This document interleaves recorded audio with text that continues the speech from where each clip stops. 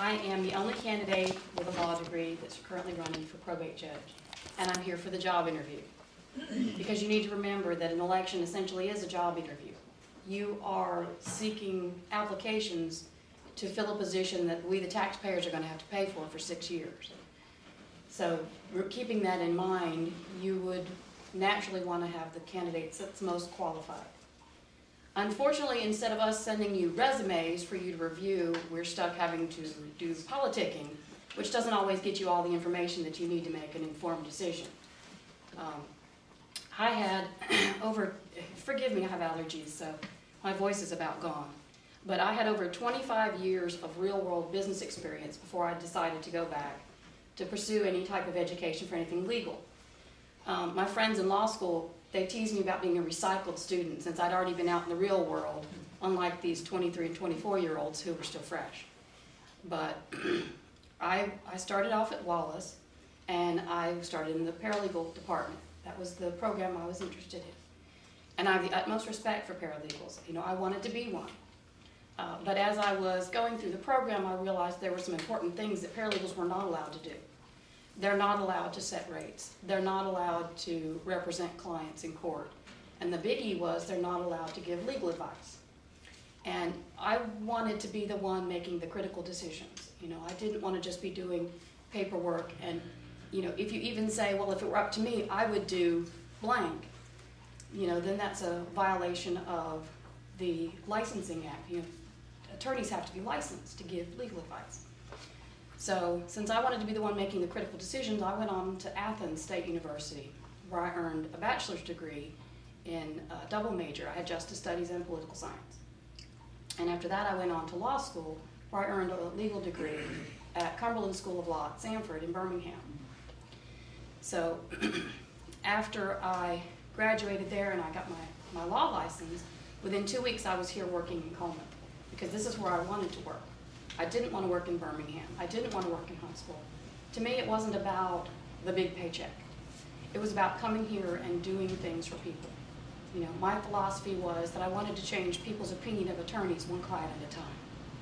So I wasn't out, you know, working for status and being all flashy. I just wanted to do a good job, and I wanted my clients, when they were done with me, to appreciate that they had received everything they could possibly receive from an attorney.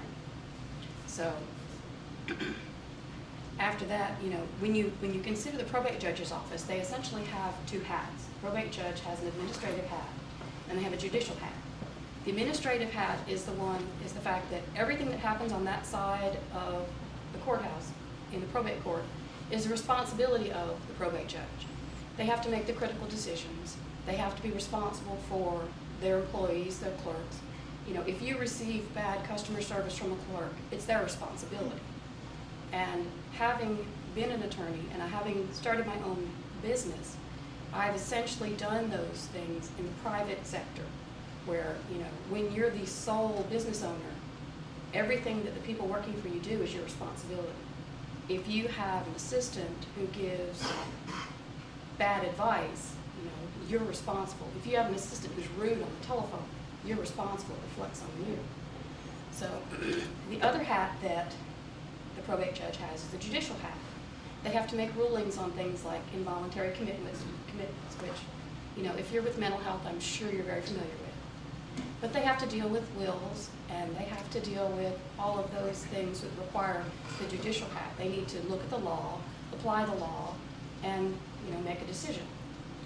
Unfortunately, when we have a probate judge that does not have a law degree, there are a lot of things that have to be removed to circuit court for the circuit court judge to decide. And the trend in Alabama, there's about 25% of the probate judges which are actually also have law degrees. And in some of these counties, there's a bill that's been passed which allows them to make the decisions in the probate court with the same authority that the circuit court would make. But you get to handle it all in probate court. And I've already talked to our 3 legislators about introducing this bill this session, which, you know, it doesn't cost us anything, but if this passes and we end up with a probate judge with a law degree, it saves time and money, and it's more efficient. Because if you think about it, if you're in there dealing with an issue with an elderly parent who needs protection or some matters, you know, that's that critical, and you have to wait 4 or 5 months for something to get bumped up to circuit court. You know, it's costing you time, it's costing you money, it's costing you heartache, because you want to get it done and you want to get it finished. So, you know, one of our circuit court judges stated that 10% of his docket is actually matters that have been removed from probate court. You know, so we, the taxpayers, are also paying for that because it's clogging up the circuit court docket, which is already backed up, and trust me, it's backed up. So, in the last 5 years that I've been practicing, I have actually been a guardian for some mentally handicapped individuals. I had 5 guardian conservatorships, and I have dealt with these individuals on a daily basis. This is my son, he's 16, and he can verify. We would get calls in the middle of the night at my house, and we would have to go and pick them up and take them to the hospital. Or we would get calls, and then we'd have to pick them up from the hospital and take them back home. Or we'd have to arrange transportation for them. Or, you know, the hardest thing was we had to move them because they were in a horrible situation, trying to find a place for them to go. You know, that was my responsibility as the guardian and conservator. And the way our system is now, it's having to rely on a lot of volunteers for these people that have no money. You know, I volunteered for one couple. I probably worked over 200 hours, and I will never be paid for that. And I went into it knowing this.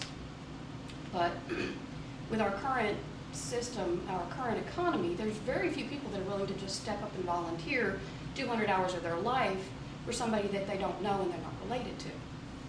So one of the things that I'm really interested in is there is a statute on the books which allows for the formation of a not-for-profit corporation to take on these guardians and conservatorships. And it works with mental health as far as setting this up. And the board of directors is supposed to be 35% of individuals that have family members who are mentally handicapped or incapacitated. So they actually know what's going on. And I think Walker County even has something similar. So that's basically my focus at this point. And we had a little musical interlude there. But so you also have to think about it this way. If you were going in for life-changing surgery, and you had to choose between the doctor to perform the surgery or the nurse to perform the surgery, who would you pick? And if they would cost the exact same amount, would that make a difference in your selection? You know, matters that come before the probate judge are just as critical and just as life-changing as major surgery. So on March 13th, I hope you will hire me to be your probate judge nomination for this next session, and and please go out there and remember to vote, because there are so many people who don't vote. There's like 10,000 people that are registered and aren't voted. So thank you again. You get to be the first. You get to be the first. Come on. And the next question will start on Tammy's end and come this way. Okay. What is your past experience and or involvement working with and interacting with individuals who are mentally ill? Okay. Well, I think I explained I have been the guardian and conservator for 5 different individuals since I've been working as an attorney here. And we also had a great aunt who we were responsible for. You know, we had power of attorney, my mom, and we've all been taking care of her. Also, I have a 93-year-old grandmother who's now living with us. And bless her heart, she's the sweetest person in the world, but she cannot remember anything for about 5 minutes. So as far as dealing with the mentally handicapped in a business situation, you know, like I said, I had a handicapped couple that were in a horrible situation. I mean, they were being financially abused, they were being intimidated, it was just nasty. They had bugs, they had dog urine, and we had to work to actually get them to a new place. And when they were there, they were functioning enough that they could take care of themselves mostly, but not quite enough. So we eventually had to find them a group home. But I also dealt with a handicapped pair of sisters that were in a bad situation. And, you know, unfortunately one of them did pass away, but we found a very nice place for the other one to live. And like I said, I've put at least 200 hours in with the married couple. And, you know, since deciding to run for probate judge, I withdrew from those because I didn't think it was fair and it was a conflict as far as what I could see. So, I mean, that's, you know, also dealing with some criminals that were mentally handicapped, mentally, you know, maybe not a mental disease, but more along the lines of, you know, drug addictions and undiagnosed mental problems, because, you know, criminals usually are on either alcohol or drugs when they do stuff. And unfortunately, most of that is they're self-medicating mental problems that they've never been diagnosed with. And, you know, you deal with these individuals, you get them in when they've been in jail for 3 months and they're sober, and you get them out and they go right back into it because they feel so horrible that they still want to medicate themselves. It's difficult to deal with them, but you have to try to get them help while at the same time not destroying their sense of value and self-worth. The only experience I've had with that is one of my My definition of good mental health care, there needs to be graduated steps. You know, it needs to be the least intrusive and the most likely to foster independence, because, you know, individuals with mental health problems don't want to be institutionalized unless they're just so out of it they have no idea what's going on. You know, if you have somebody with a slight mental health issue that can still mostly function, they don't need to be in an institution, but yet they may not be well enough to be just released out into the public. You know, we need to stop the revolving door of you come in, you get sent, you get meds, you go out, you get off your meds, you go crazy again, you get sent.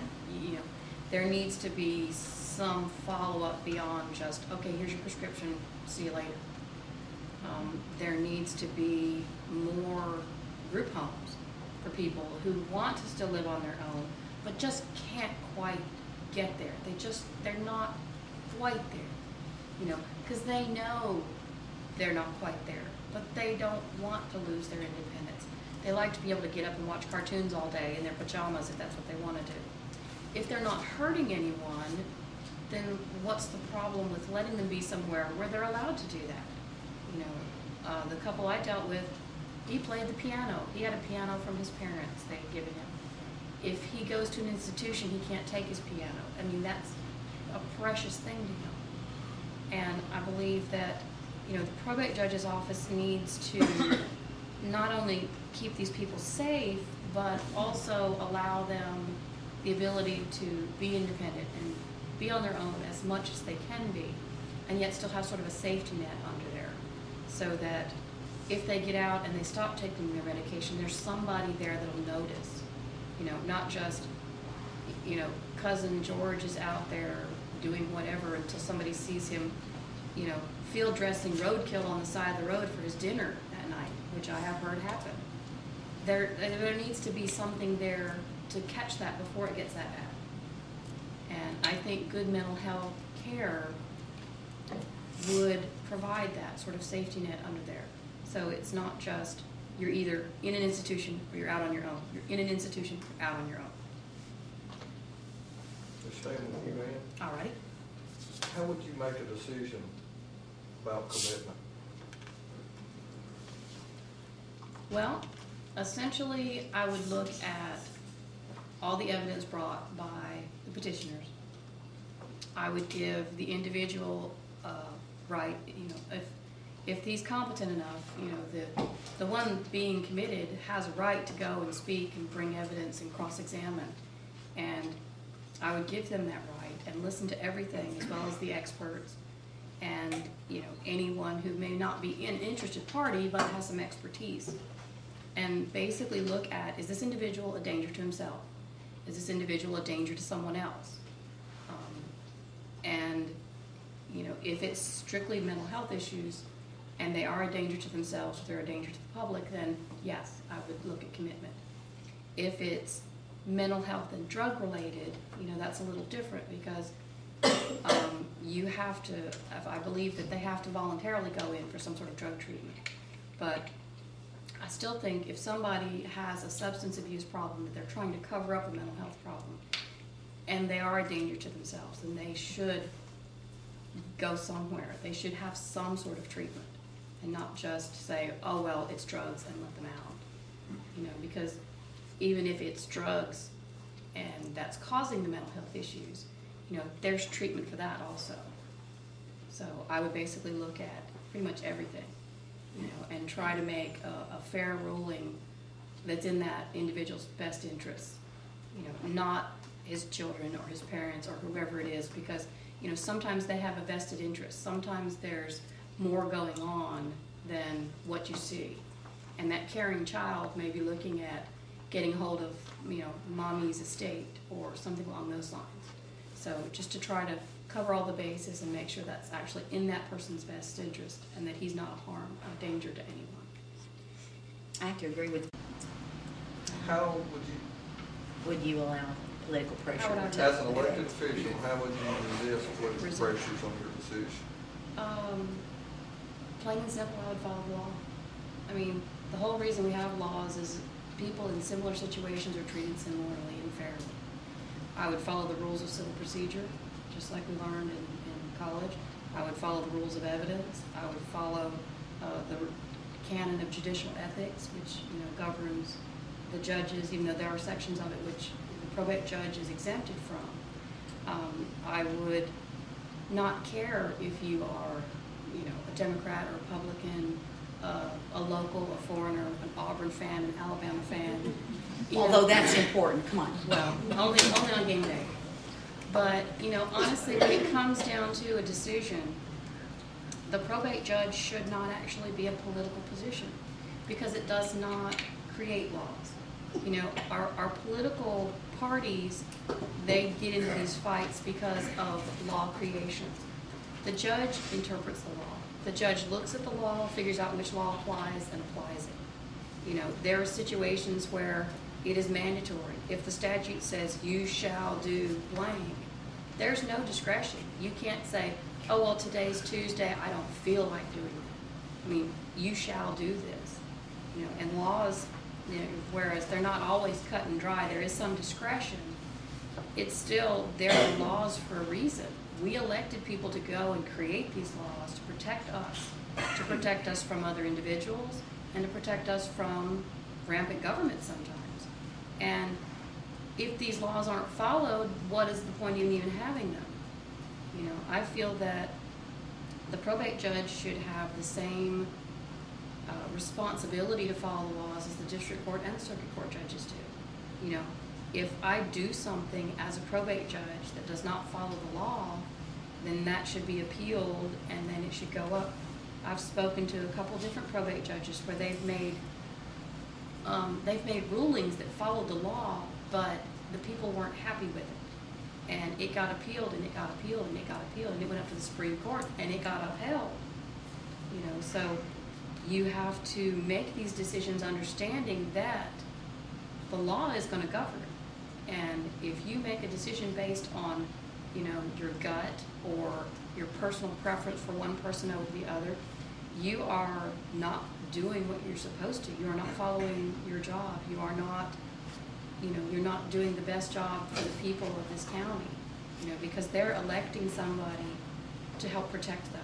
When they need that position, when they need somebody to step up and do these things for them, like if they're dealing with the bereavement, they don't, you know, they're not looking for somebody for favoritism. You know, they're looking for fairness.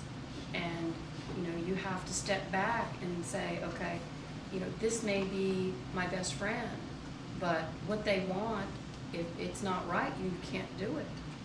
Because, you know, there's always two sides to a situation. And if you're favoring one side, well, then you're disfavoring the other. And, you know, that's what laws are for. So that people in similar situations are treated fairly and similarly. Let me point out, though, she does teach law at Sanford Cumberland School of Law. So y'all might have noticed she likes to wax eloquently about the law. Attorneys have a tendency to talk a little too much sometimes. It's interesting. Thank you. Okay, and staying with you. How would you, or how do you balance the wishes of the family or community with the rights of a person? Well, generally, a person's rights are, you know, usually, again, they're set out by law. And I think the individual's rights have to be protected, even if the community is wanting something or family members are wanting something. You know, if this individual has a right to speak and cross-examine his witnesses against him, then he gets that right.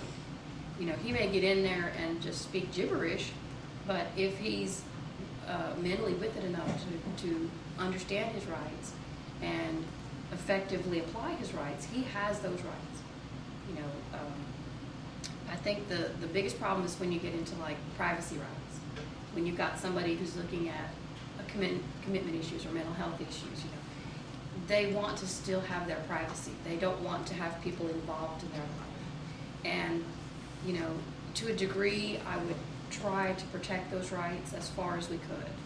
But if it's a situation where their right of privacy is interfering with somebody else's rights as far as protection and safety, you know, I believe safety preempts privacy in that, you know, if this individual needs to be evaluated and, you know, people are telling things that he has said or done, you know, if it's for his own good and it's for his safety, then I think those do preempt. But I would guard a person's rights as much as possible, you know, because these are individuals, and you know, even though they have a problem, you know, they still need to be respected as individuals. I agree with her about respecting their rights, and you know, and of course, all that's built into the procedures that you follow, you know, when you're, you know, going through a commitment situation. But in the end, if they're a danger to the community, I think they need a multifaceted treatment program, not just a one-size-fits-all. Here, have your pill. See you in 3 months. I think that early intervention is important. A diagnosis is extremely important. In that, you know, I can't tell you how many criminals I've seen which really needed to be diagnosed. You know, but because they're not on this side of the equation, they're over here looking at jail time, it's not something they really have available to them.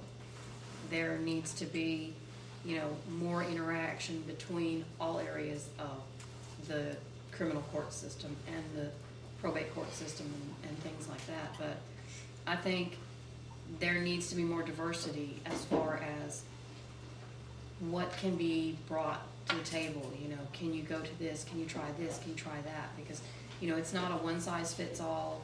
You know, you can't just prescribe. It's like trying to fight an infection with one pill.